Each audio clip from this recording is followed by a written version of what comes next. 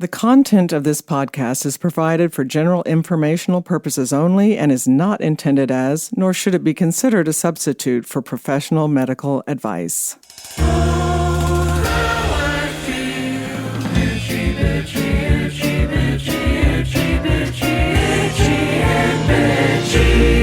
Hello, everyone. This is Karen Nickel, family nurse practitioner, and this is Itchy and Bitchy, a podcast that provides answers to your many unanswered health questions. Before we get started today, I just want to remind you about my course called the Perimenopause Answer. If you are going through this phase of life called perimenopause, or if you don't know if you're in perimenopause, I would love to have the opportunity to talk to you about the course to see if it's the right fit for you. There is a link on our website, itchyandbitchy.com, and our Facebook page, INB Podcast, where you can schedule an appointment for a Zoom call with me. I'm going to say it again. It's a Zoom call with me. It's not a webinar. So when you make an appointment, I will be sitting at my desk waiting for you to join the one-on-one Zoom call. Thank you again to those of you who have left reviews and comments on Apple Podcast. Mayseer, I don't know if that's how she pronounces it. He or she pronounces it. Mayseer, Maisear, says, when I turned 45, I became the target for advertising about menopause and perimenopause supplements and treatments. Could you ladies dive in the weedy world of what supplements actually work? Are online doctors that prescribe patches and pills safe? Can I take estrogen or supplements even with mild symptoms? Love your work. Thank you. I appreciate your leaving a review and I love the questions. I will do an episode about all of the online hormone replacement companies that are popping up on the web, and I will answer your questions too. And by the way, my online course, The Perimenopause Answer, may be a good fit for you. It is a stressful time in the U.S. for many of us with our recent election battles and living in a country divided. I know I need to remember ways to lessen my distress and thought my listeners can also benefit from some tips to reduce the distress you may be feeling. I know that not all of my listeners are U.S. residents, but I'm sure this episode will be helpful for you as well. I'm going to share some easy, tangible ways to help you rather than just providing the advice to reduce stress. I'm doing air quotes on that. Reduce stress. I am guilty of using this generalized statement. I know. So I'm going to talk about some concrete measures we can all take. These exercises, which are a form of grounding techniques, may help you refocus on the present moment to distract yourself from anxious feelings. Grounding techniques can be used to provide distancing from distressing feelings, including anxiety, depression, and stress. They can also improve mood and a sense of well-being, as well as reduce PTSD, post-traumatic stress disorder, and dissociation symptoms. Grounding techniques use tools such as visualization and senses, including sight, hearing, taste, and smell, to help distract you from negative feelings and thoughts. They help you return to the present moment. During a panic attack or traumatic flashback, your emotions can take over your thoughts and physical responses, and pulling you out of that and bringing you back to the present using grounding techniques can help interrupt your body's response and return your brain and your feelings back to a place of peace and safety. We have both physical and mental grounding techniques, and I'm going to review both, but I'm going to start with those physical techniques. Again, these are simple things that can really work. You may want to do this first one over a sink. Hold a piece of ice in your hand or hands and observe it as it melts. Ask yourself questions like, what does it feel like when I first hold this? Or how does the sensation change as it's melting? How long do I have to hold it before it starts melting? Just take in very detailed observations of this ice cube melting in your hand. Also, take time to savor a food, a favorite food, or a favorite drink. Take small bites or sips and focus on the flavors and how it tastes or smells. What flavors linger after the bite or the sip? A fun way to experience this is to do a blind taste test game with a friend or family member. See if you can tell the difference between different brands of peanut butter or juice. What are the differences in texture, sweetness, saltiness, and so forth? Engage your sense of touch by picking up items around you and notice their texture, shape, color, and weight. A lot of these are all about being intentional about the things around you. Be aware and intentional about the things around you. You can take a short walk. Be mindful of your steps. You can even count your steps. Note the rhythm of your steps. I took a walk this morning. It is an unusually warm November day, and I took the time to marvel at the azaleas that are still in bloom. It's true. Azaleas in November. I also enjoyed soaking up some sun. I use sunscreen, people, and noticing the lovely difference between walking in the warm sun and moving through the cool shade. Take a moment to put your hands in water. Pay attention to the water's temperature. How does the water feel on your fingertips, palms, and the backs of your hands? Does it feel the same in each part of your hand? Change up the temperatures. Use warm water first, then cold. After that, you can try cold water first, then warm. And what differences do you notice when changing the order? Do some movements with your body. You can do jumping jacks, jump rope, stretch, jog in place. What does your body feel like when you do this? Note the rhythm of the movement. If you're jumping rope, pay attention to the sound of the rope hitting the floor. Stretching really helps me be more aware of all my muscles and takes me out of my head. And I really notice which ones need a little more attention and care. And today, that would definitely be my neck muscles.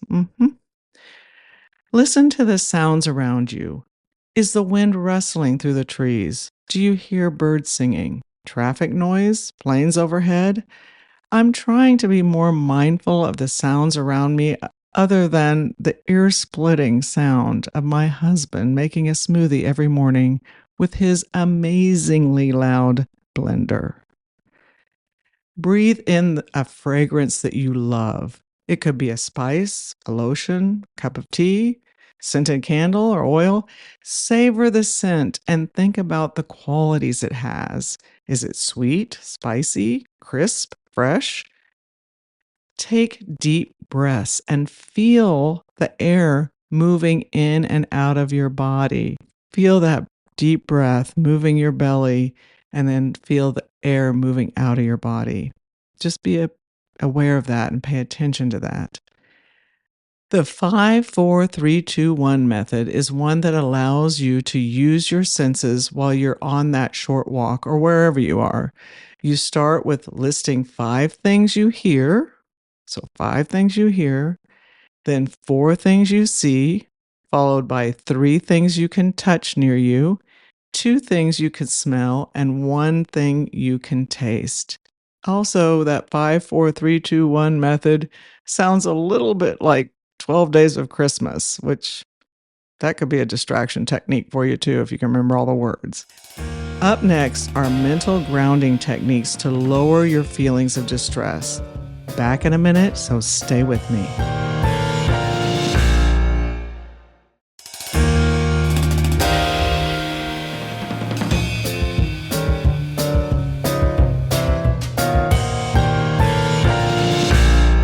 Okay, let's talk about the mental grounding methods you can use to relieve your anxiety and worries. These techniques can mentally distract you, which helps move your thoughts away from distressing feelings. I'll start with my favorite one, laughing. Do something that makes you laugh. As most, if not all of you know, this podcast was hosted originally by me and Leanne Morgan, who is a very, very funny lady. To have a good laugh, pull up one of her many online videos, and that will do the trick. I can guarantee it. Or you can pull up a funny animal video on YouTube or Instagram, read a funny story, or watch a TV comedy. So many choices to get you laughing. I think laughter is one of our most powerful ways to heal ourselves. Although I was always serious about providing the best care I could to my patients, I infused humor in nearly every patient appointment. And so many times, patients would tell me that they always felt better after the appointment than they did when they arrived. It really, really works. Recite the words to a song or poem or passage in a book. Be intentional about the recitation. Notice how the words feel in your mouth as you say them. If you have it memorized, visualize the words as you say them. Pay attention to the rhythm of each sentence or phrase. Use a technique called anchoring. This involves establishing a reference point to return to if you start having mood changes like anxiety. Anchoring can be done in several different ways. First is a visual anchor, which can be external or internal.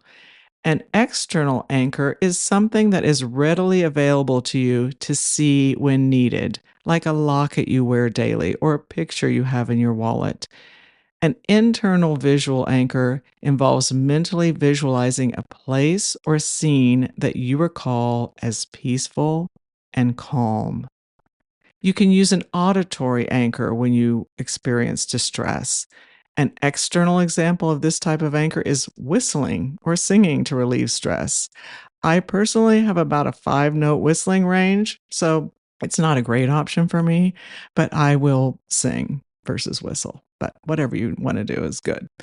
Repeating in your mind words like, I am calm, I am relaxed, is an example of an internal auditory anchor. Using your sense of touch is a kinesthetic anchor. You can use a worry stone, which is a smooth, indented stone, or a fidget toy. Either can be kept in your pocket or purse. Consider using a worry stone of clear quartz, which is famously known as a master healer, or black obsidian, which is used to remove negativity. Smell is our most powerful sense, and using your sense of smell is an excellent mental anchoring technique. For example, you can choose an essential oil that has a fragrance you love and put it on a handkerchief or small cloth and smell the fragrance when you experience distress or anxiety. There are also nasal inhalers available for purchase that look sort of like a chapstick and come in several different fragrances like melon, cinnamon, and tropical scents. You can also use your sense of taste as an anchor. Pick a flavored mint or gum that you associate with a calm state to pop into your mouth when you begin to experience a dark mood. My grandmother always had clove gum in her house. And to this day, when I chew a piece of clove gum, which is not very often, it's not easy to get, I get a sense of calm and joy, and I recall fond memories of my grandmother. Another anchoring method is to sit with your pet as a grounding technique. If you're not at home, you can visualize your pet and think of ways they comfort you. Being with animals is so effective in reducing stress that many airports now use them to reduce the stress that travelers experience. Stress relief is provided at a Kentucky airport using a miniature horse therapy program. Yes, indeed. Passengers are greeted by a therapy miniature horse, providing stress relief to weary travelers. I live near Kentucky, so it's unlikely I will fly through Kentucky, but I'm tempted to go to that airport just to see the miniature horses. The Portland, Oregon airport is using llamas and alpacas for stress relief at its terminals. Therapy animals are becoming more and more popular in airports across the country and can even include farm animals. Another technique is to list some of your favorite things. Rodgers and Hammerstein had it right when they composed the song My Favorite Things in The Sound of Music. Raindrops on roses and whiskers on kittens. You know the rest. You don't have to set your list of favorite things to music, but think of 3 of your favorite things from several different categories like foods, books, places, and so forth. Listening to music is a very effective way to ease your mind and spirit. As you are listening to some of your favorite music, listen as though you are hearing it for the first time and note the things that stand out to you and make it special for you. I'll end with this one. Practice being kind to yourself. Think of compassionate things to say to yourself, like, it's a tough time for me right now, but I'll make it through this. Or, you're a strong person. You will get beyond this painful time. Or simply, I am enough. I am enough. One of the things I am going to do in my moments of stress is to think of all of you, terrific listeners, listening to the Itchy and Bitchy podcast in your car, in your home, or on a walk. What a wonderful family I have in you. Thank you for listening to and for sharing the podcast with others. Wherever you listen to this podcast, please leave a review and rate the podcast. Your reviews and ratings do matter. I encourage you to visit our Facebook page, IMB Podcast, where you can leave comments or questions for me. Our website is itchyandbitchy.com, where there are blogs with some of our subjects available for you to read. On the Facebook page and the website, we have the information about how to schedule an appointment with me so that we can chat about how my perimenopause course can help you if you're going through this phase in life. As always, thanks to Forrest Wenzel, our producer and composer of our theme music, and the person who's always there and does all the behind the scenes work to make this podcast possible. Thank you, Forrest. As I mentioned before, our dear Forrest has moved to Baltimore to attend the prestigious Peabody Music Conservatory, where he has begun his studies to receive a master's degree in music composition. My husband and I are about to go visit him, and it's so much fun to see him and his partner in Baltimore making that beautiful place their home. Remember that your health is in your hands.